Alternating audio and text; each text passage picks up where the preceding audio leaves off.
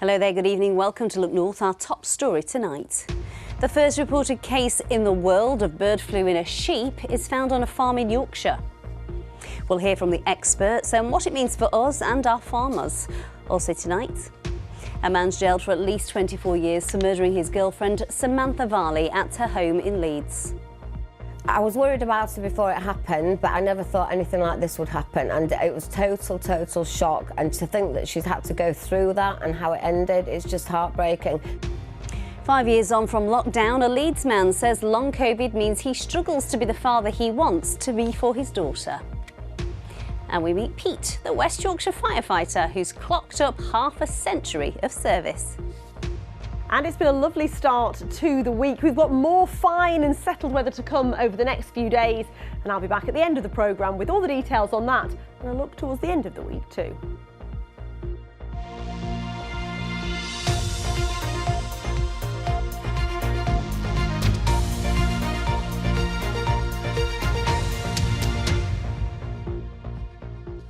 Hello there, I hope you had a lovely weekend. Welcome to Monday's Look North.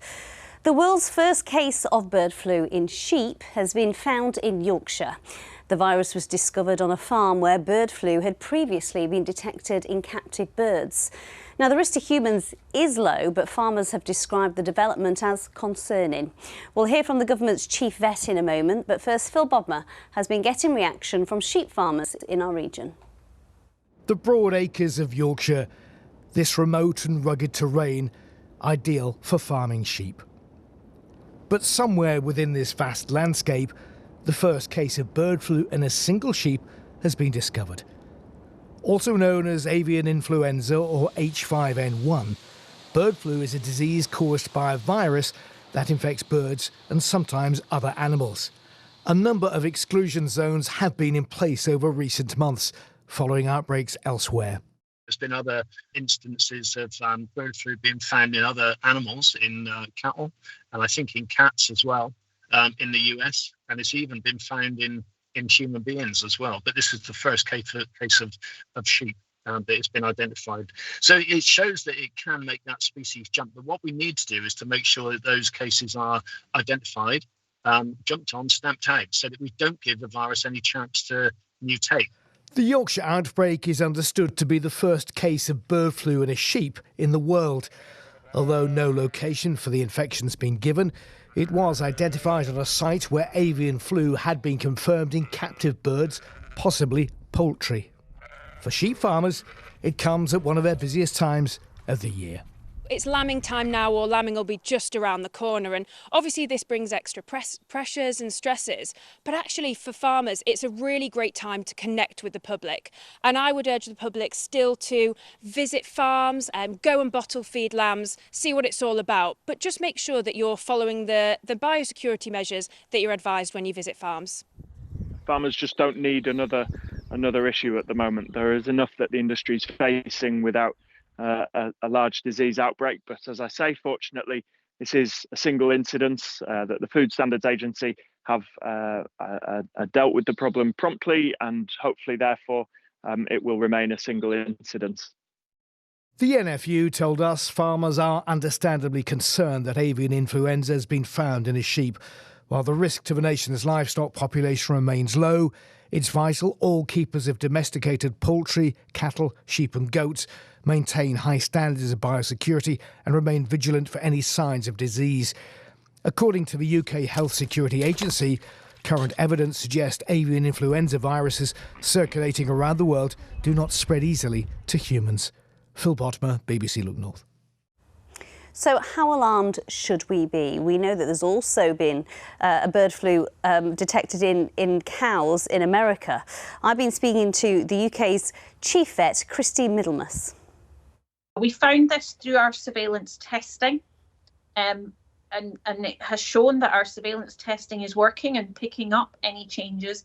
It's one sheep in a flock only that has been infected. It's good we found it because we know now that it can happen. And we will continue to sample other mammals on farms where we confirm avian influenza in poultry. It is lambing season. Could this impact things? If you're handling sheep at lambing time, then wearing gloves is important. Making sure you wash your hands before you eat, keeping your overalls clean, and so on. The sheep itself was well, other than a mild case of mastitis. People who are concerned should report either to a private vet or to Animal Plant Health Agency. Is there any evidence that this could spread to humans? UKHSA colleagues have been involved in our investigation on this farm. Their advice is that the risk to the general public continues to be low, but people handling animals, knowingly infected birds and so on should, as I said, take routine hygiene precautions.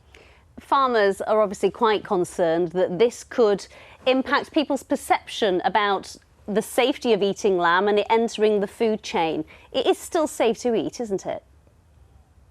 Yeah, Food Standards Agency have given us advice that the risk to the public from food remains very low. And what sort of precautions should farmers be taking here?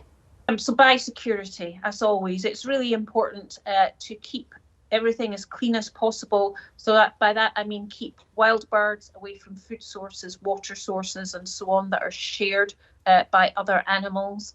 If you have poultry on your farm and you also have cattle or sheep or pigs for that matter, then keep them separate. When you move from one to the other, make sure you've got clean overalls, clean footwear. If you're taking a tractor or anything with you, again, make sure you've cleaned it off. Christine, thank you for your time. Welcome. Thank you. Next night, a man has been jailed for at least 24 years for murdering his girlfriend at her home in Leeds. Samantha Varley was killed by Warren Spence last year. 2 months earlier, Samantha had told police she was terrified of Spence and wanted to be moved away from the area. Our Home Affairs correspondent Emma Glasby joins us live now. Emma, tell us what happened in court today. Well, Warren Spence showed no emotion and kept his hands in his pockets as he was told that he will spend a minimum of 24 years in prison for murdering his partner, Samantha Varley. There were shouts from the public gallery of vermin and worse than an animal as he was taken down. Now, in court, we heard that Samantha Varley, who was 44, had died from rib fractures, but had also suffered bite marks and head and leg injuries. In court, we heard that Samantha had made a Clare's Law request and had discovered that Spence had a long history of violence against former partners. We heard that her body was found at her flat in Hare Hills a few days after she had died. Now, in police body cam footage that was shown during the trial, Samantha was seen predicting that she would be killed and telling officers that she was terrified of Spence. In court, Samantha was described by her family as caring, funny, loyal, and a beautiful person inside and out. Now, Samantha had been through difficult times and she had struggled with addiction. She was being supported before her death by her friend Becky Joyce from Leeds Homeless Street Angels. I was worried about it before it happened, but I never thought anything like this would happen. And it was total shock. And to think that she's had to go through that and how it ended, it's just heartbreaking. She's left a big hole in the community. She was so loving to people. Anyone she met on the street, she'd help them, she'd offer help, she'd put herself to the back of the queue and let someone else get help before she would. She was just a lovely, lovely girl. And what did you hear in court about Samantha's killer today? Well, we heard that Spence had a long history of convictions for violence against former partners. The judge, Mr. Justice Cotter, told Spence, "You had 3 former partners who may now consider themselves fortunate to have escaped alive from a relationship with you." He told him, "You are a violent, manipulative and controlling man who's been a danger to women for many years." Well, West Yorkshire Police has referred itself to the police watchdog, the Independent Office for Police Conduct, because of contact officers had with Samantha before she was killed. Emma, thank you. We're going to move on now. Can you believe that it's 5 years since the first COVID lockdown? Well, over the next few days, we'll be hearing from people whose lives were forever changed, either for the worse or the better, by the pandemic. Tonight we're going to hear about a friend and colleague of ours. Now, before the pandemic, Tom Minton would enjoy days out with his family, and he worked as a director here at Look North. He says long COVID changed his life and the symptoms still persist today. Tom Minton's wife, Kathy Minton, has their story. We're going camping! Life before COVID. We had no idea what was round the corner. Tom and I got together in 2015. He was flying high at Look North, directing the programme and an expert in sound. But 5 years later, COVID struck and the world changed. So did our lives. Things have never returned to normal for us. To be sat with a virus, everything tells you that you're going to get better, but it just didn't. I suffer from fatigue as one of the big main symptoms. Brain fog, dizziness, tinnitus, heart palpitations. I struggle with that. Another way of putting it is just completely flat out. Every cell in my body is exhausted and I cannot do anything.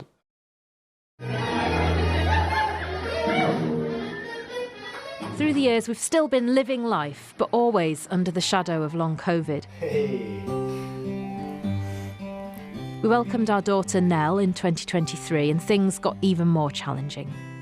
I always describe Tom's condition as being like a mobile phone battery. You or I might start the day on 100%. If we're tired, it might be 75%, but we've got enough in the tank to get us through. For Tom, the best charge he can hope for is 10, maybe 15%. So yes, he can do things, but then straight away the battery's flat and he has to rest again. You might want to peel it, Nelly. Oh, yeah. We've been keeping a diary of life with long COVID. Yeah.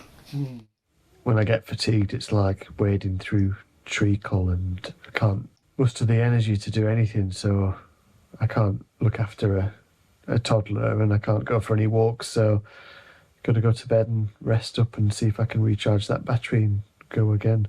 So I've just been to the supermarket with my daughter, pushing her along in the pram. It's probably about a 10-minute walk, and I'd sit down in the shop because I was absolutely, I thought I was going to pass out. I was so dizzy. I thought when the baby came that I don't know, I thought it would sort of override it almost, overpower it, but it just hasn't. Yeah, I want to do all the things that, I had in my mind that I would do as a parent, and I can't do most of them. I have to, lie on the floor while she's playing around me sometimes. But, she's absolutely beautiful and I adore her.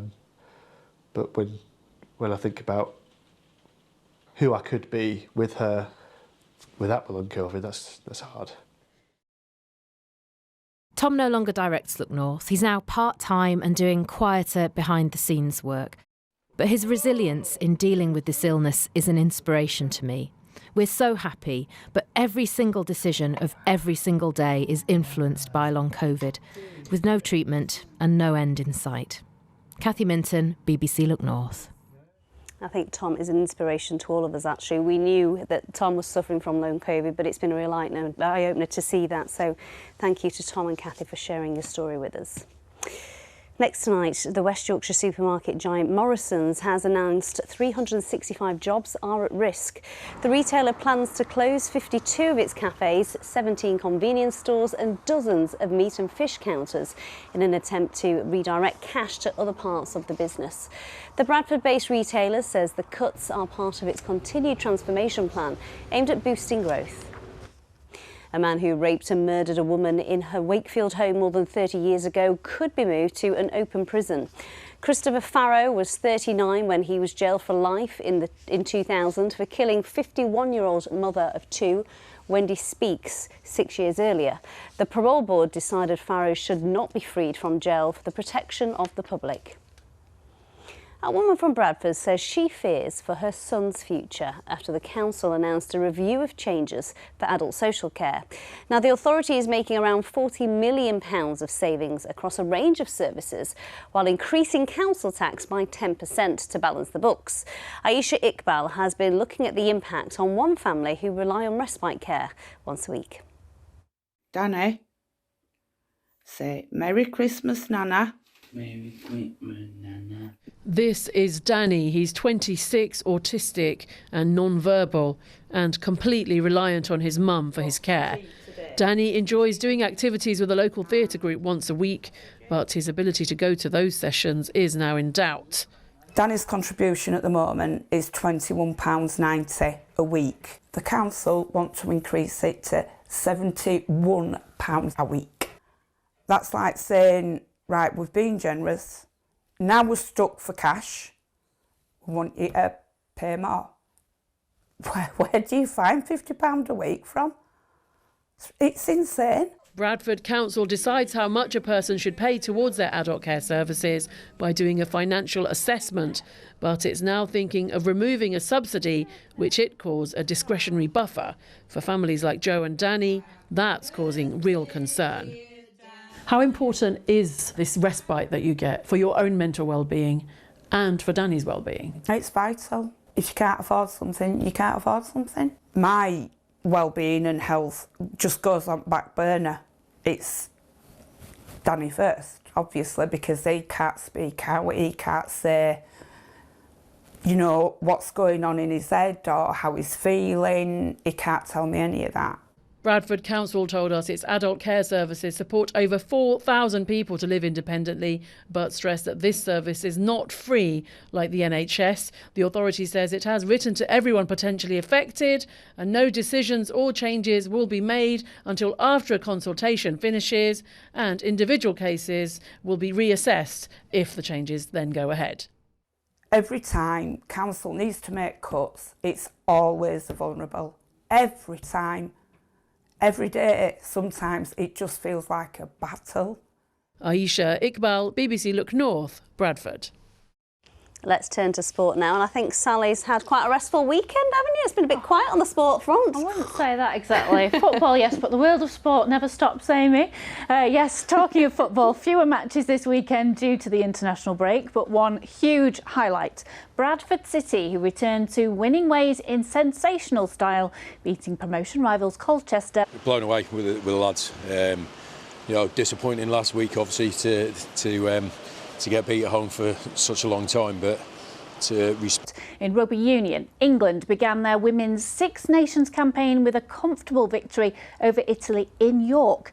The Red Roses beat Italy by 38 points to 5 at the community stadium. More than 8,000 fans were there to see it, and captain Zoe Oldcroft, who's from Scarborough, appreciated their support. I think in the first half we really came out firing. We obviously created a lot of momentum. I think around our breakdown we let them into the game a little bit more, and then just in that second half we needed to keep that pressure on a little bit more than we did, and just be a little bit more clinical. Your family are here, the crowd was buzzing. What was that like? Yeah, super special. Obviously my home county here in York, and the fans were absolutely amazing. Yeah, we really heard them on the pitch. Good start for them. And in ice hockey, the Sheffield Steelers are second in the Elite League with 2 weeks to go of the regular season after back-to-back wins this weekend. They beat Glasgow Clan 10-2 on Friday and then came from behind on Saturday to beat Manchester Storm 4-1, with captain Robert Dowd scoring twice. The Steelers are now just 1 point below league leaders Belfast Giants. Now to what is regarded as the fastest growing team sport for electric wheelchair users. Power chair football is played in specially adapted wheelchairs, which can cost up to £10,000. And here in Yorkshire, Leeds Power Chair Football Club has attracted some of the sport's rising stars. Aubrey Zulu has been to meet them. Every weekend, players from all over the north travel to Leeds to train with one of the best teams in the country, like 22-year-old Jack from Newcastle, who is the club's top scorer. I've set myself some goals, you know, I want to play for England, want to win the league, want to play in Europe, you know, that's kind of big thing for me, you know, it's setting myself stuff. And it's made me realise, you know, it's hard, day-to-day life, but people do it and it inspires me really to keep going. Jack's ambition is to represent his country, just like his teammate Lewis, who's been playing since he was 13. Spent a couple of years playing like regional, and then went to nationals, and then from then on just progressed up the leagues. previously didn't get out of the house at all. I was just sitting in my bedroom all day, and then I found it. It got me out of the house every week. The club was set up to help people with disabilities play football, but coach Paul Gorman says it's much more than that. It's not just about the football, it's the things that go on around it. There's lots of peer support between players, there's a lot of peer support among the parents and the carers. Football is the hook, but there's an awful lot more that goes on. And someone who really values that sense of belonging is player and aspiring coach Jack. The beauty of Parole Chair football is, you know, I've grown up and I've gone through mainstream education. It can be quite difficult at times to relate to people who are not in your situation, and I think when you come and see the clubs and things like that, you just feel quite welcome and quite, you know, everybody's relatable. For a lot of the players, it's life-limiting conditions. We've only got a short space of time sometimes to have an impact on people's lives, and that's the one thing that we can't take for granted. We do realise that we've got a short space of time, we need to pack in as much as we possibly can, as quickly as we can, and that's the one thing that I've learned from this. Currently sitting second in the top division, Leeds Chariots are pushing to be crowned this year's National League champions. Aubrey Zulu, BBC Look North. Power of sport right there, and that's for now, is it, Amy? Yeah, absolutely. Thanks, Sally. And you're right, quite a busy weekend it was. Now, they used to spend their time tackling chip pan and chimney fires. Well, now it's more likely to be wildfires and road traffic accidents. The work of firefighters is constantly changing, and one man that knows all too well about this is Pete Wheatley. He's celebrating 50 years in West Yorkshire Fire and Rescue Service. Kathy Killick has been to meet him. 50 years in any job is an achievement, but 50 years with the fire service, that really takes some doing. But incredibly, Pete Wheatley has chalked up the years.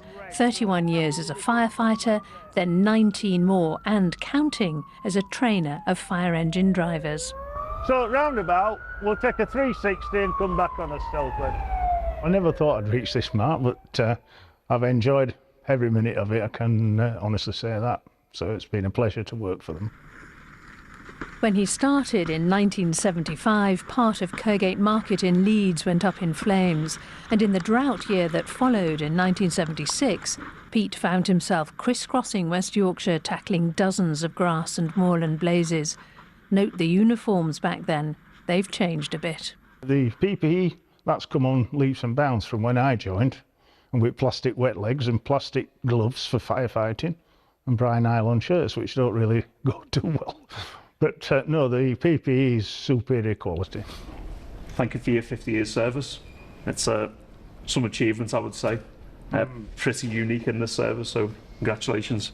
Pete's contribution's been huge. It is our 50th anniversary as a fire and rescue service as well, which ties in with Pete's 50 years with us. Just immensely proud.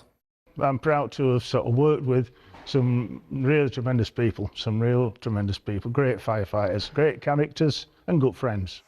From huge mill fires in the 1980s to climate-related flooding and wildfires in the present day, firefighting has changed as society has. But the qualities Pete has needed for the job are the same as ever. Coolness under pressure, service and 50 years worth of dedication. A true lifetime's achievement. Kathy Killick, BBC Look North, Bradford. An achievement indeed. Pete Wheatley, congratulations on 50 years. Feels like we've been here that long, doesn't it? I hope we're not here that long. I think I'm on about 15. 20. There you wow. go, beat you, yeah. Exactly. What's going on with this weather, Keely? I don't know what to wear. One minute it's warm, next minute it's cold. Well, it's going to be lovely for the next few days. It's well above average for the time of year. We exceeded 14 degrees in quite a few spots this afternoon. And we're just starting to see some of the cherry blossom coming up out. And I think actually over the next few days, with that warmth, with the sunshine, I think it'll come on at leaps and bounds. So some lovely scenes, I think, over the next few days. And look at these little guys. There'll be quite a few more of these over the coming weeks as well. Keep your pictures coming into the Weather Watch pictures page, or you can send us your pictures on social media as well at keely.donovan on Instagram. And hopefully my weather graphic's going to come on any minute. Oh, we can have a lovely... There you go, there they are. You can tweet us or you can send us pictures on Instagram. Right, getting on with the weather. It does look like over the next few days it's going to be quiet and settled. A lot of cloud to start tomorrow, but it should brighten up quite nicely through the afternoon, and temperatures will be above average for the time of year. So overnight tonight we are going to see a cold front sinking southwards. It will fizzle out as it bumps into the high pressure, but it will mean a cloudy start to the day tomorrow, but lots of sunshine to come on Wednesday. And then the Atlantic takes over towards the end of the week, so things becoming cooler, breezier, and the risk of it becoming more unsettled at times as well. So we've had a lovely end to the afternoon, more or less cloud-free skies, so a lovely start to the evening with cloudless skies or only a little bit of high cloud. But I think overnight we are going to see thicker clouds slipping down from the north. That's that very weak cold front, bringing just a little bit of light and patchy rain as it sinks southwards later on in the night. Temperatures dropping back to around 3 or 4 degrees. Let's have a quick look at those high water times then before we move on with tomorrow's forecast. At 12:43 tomorrow lunchtime and 12:56 in Scarborough. So we start the day with quite a lot of cloud, perhaps a little bit of dampness across the south. It'll quickly dry up and then slowly it should brighten up from the north. Hopefully through the afternoon, some spells of sunshine moving down across northwest and eventually into parts of South Yorkshire as well. And temperatures once again will be above average, probably a little bit milder tomorrow, 15 or 16 degrees. So very pleasant indeed to end the day. A chilly start to Wednesday, a frosty start to the day, a little bit of patchy mist and fog, and then it looks like it'll be dry and fine and mild once again. Amy. Sounds lovely, Keely, thank you. Well, that is it from us, but Tom Ingle will be here with your late news at 10:30. From all of us here, have a lovely evening. Bye-bye for now.